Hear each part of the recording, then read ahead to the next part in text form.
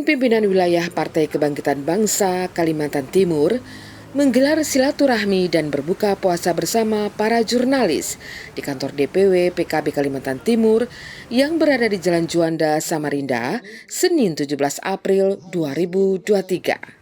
Dalam kegiatan tersebut hadir pula para anggota DPRD dari fraksi PKB se-Kalimantan Timur dan para ulama serta pengurus DPW PKB Kalimantan Timur dan Perempuan Kebangkitan Bangsa Kalimantan Timur.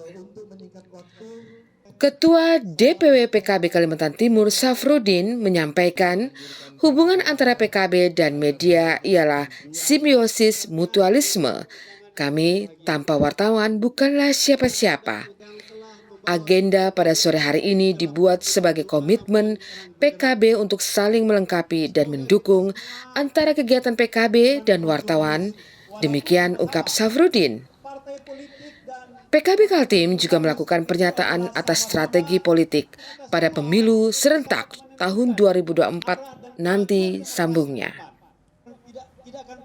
Safrudin meyakinkan bahwa PKB akan menghasilkan karya secara nyata guna meyakinkan rakyat Kalimantan Timur bahwa PKB merupakan sebuah partai yang membentuk demokrasi istiqomah dalam berjuang dan bekerja untuk rakyat. Dan Bang Udin, panggilan akrabnya, sangat meyakinkan dan sangat siap menjadi calon DPR RI Dapil Kalimantan Timur.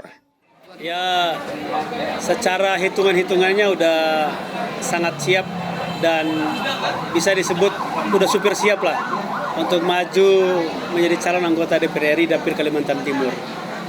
Karena pertama kita udah punya infrastruktur yang solid, juga kita udah punya suprastruktur juga yang penunjang untuk kemenangan. Salah satu suprastrukturnya adalah Bupati dan Wali Kota kan gitu. Ini kan suprastruktur yang menjadi modal besar PKB untuk merebut kursi DPR RI.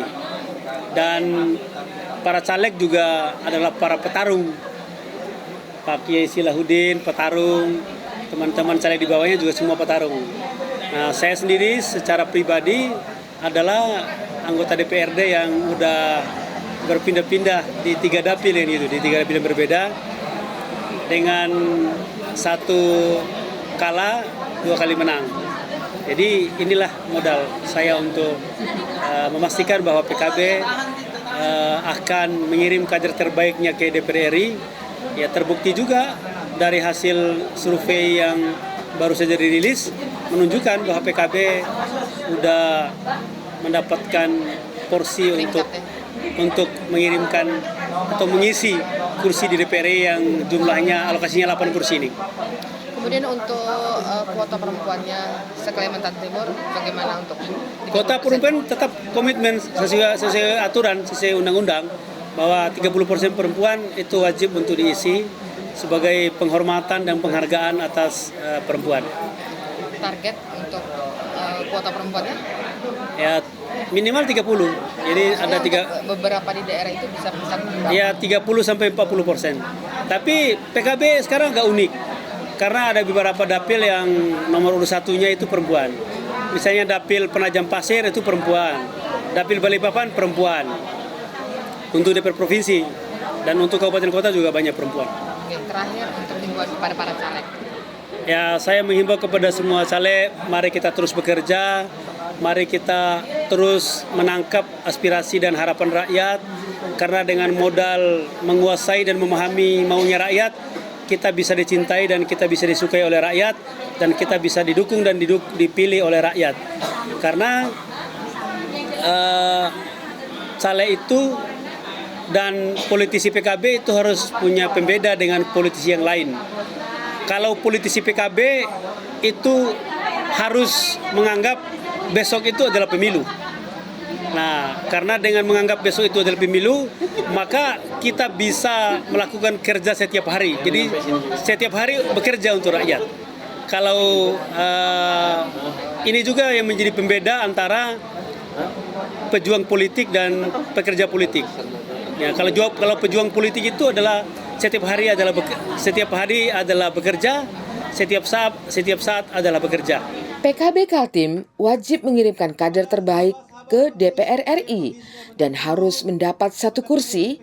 Apabila gagal, ada sanksi yang akan diberikan oleh pengurus wilayah maupun pusat jelasnya. Kewajiban ini berdasarkan dari sistem pemerintahan yang mengatur berapa banyak kader yang dikirim oleh partai politik di DPR RI. Sehingga masuknya kader PKB Kaltim di DPR RI harus diwujudkan dengan kerja keras dan perjuangan agar menjadi kenyataan. Berkaitan dengan hasil survei, sebagaimana telah disampaikan bahwa PKB Kalimantan Timur, khususnya DPR RI, itu berada di urutan ke-6 hasil survei Polmark yang dipimpin oleh Bapak Eet Saifullah. Target kedua dari PKB Kalimantan Timur ialah kenaikan target kursi di DPRD Provinsi Kalimantan Timur. Saat ini PKB Kaltim telah mengisi 5 kursi dan di tahun 2024 sendiri PKB Kaltim akan mengirimkan 8 kader dan yakin akan terwujud. Berdasarkan dari Dapil sendiri, PKB Kaltim akan menaruh 2 kader di Dapil Kukar, Dapil PPU, Dapil Balikpapan, dan Dapil Samarinda. Sedangkan berdasarkan dari fraksi, PKB Kaltim wajib mendudukan kadernya di 1 fraksi di DPRD tingkat kota atau kabupaten. Sementara itu, Damayanti sebagai anggota DPRD Kota Samarinda menyampaikan bahwa untuk kader perempuan Kebangkitan Bangsa sudah memenuhi kelengkapan persyaratan caleg mengisi 30% untuk ditempatkan di masing-masing daerah se-Kalimantan Timur.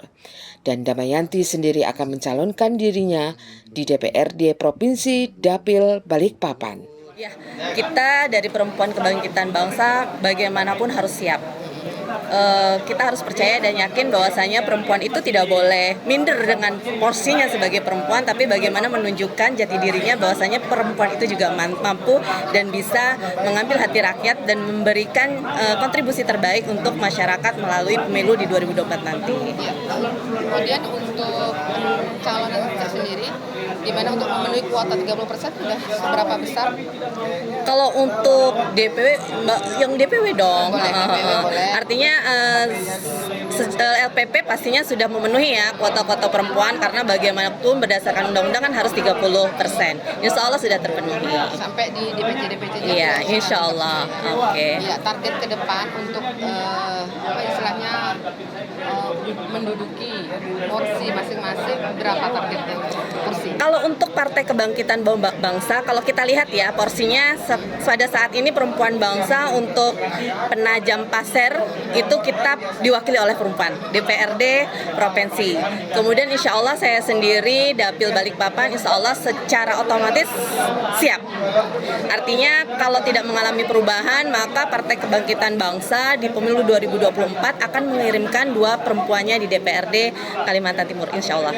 Belum tahu untuk kedudukan di tahun 2024 itu ada berapa untuk perempuan? Oh, kalau yang tahu yang 2019 ya? Satu kursi. Keterwakilan perempuan di DPRD Provinsi Kalimantan Timur Dapil Pasir PPU. Itu satu. Kemudian kursi. yang untuk di cabangnya sendiri ada berapa? Nah, saya tidak tahu itu. Karena kebetulan saya adalah anggota DPRD dari Partai PKB dari Kota Samarinda. Kalau untuk Kota Samarinda sendiri itu untuk DPRD kotanya diwakili oleh 3 kursi, 1 perempuan dan 2 laki-laki. Kalau berkaitan dengan kesiapan caleg baik perempuan atau laki-laki, kemudian posisi 30%-nya, kemudian kesiapan siapa yang akan dijadikan atau segala sesuatunya tentunya LPP dari DPW maupun masing-masing cabang. Terakhir untuk penyemangat bagi caleg-caleg terutama pengurus lah itu untuk optimis. Buat teman-teman yang pada saat nanti di 2024 mengikrarkan diri untuk maju sebagai salah satu kandidat di DPRD kota maupun provinsi, jangan patah semangat, tetap memberikan aura positif bahwasanya perempuan itu mampu dan bisa. Dan yang paling utama adalah bentuk kontribusi dan saling mendukung. Perempuan harus mendukung perempuan. Oke, yel-yelnya dong dari PKB apa? Ada. Oh iya, sama-sama ya. Oke deh. PKB bangkit, PKB solid, PKB menang, PKB bangkit, solid, menang. Dari Sekretariat DPW PKB Kalimantan Timur, Nusa 1 Official, Wiwi DR dan Yudi melaporkan.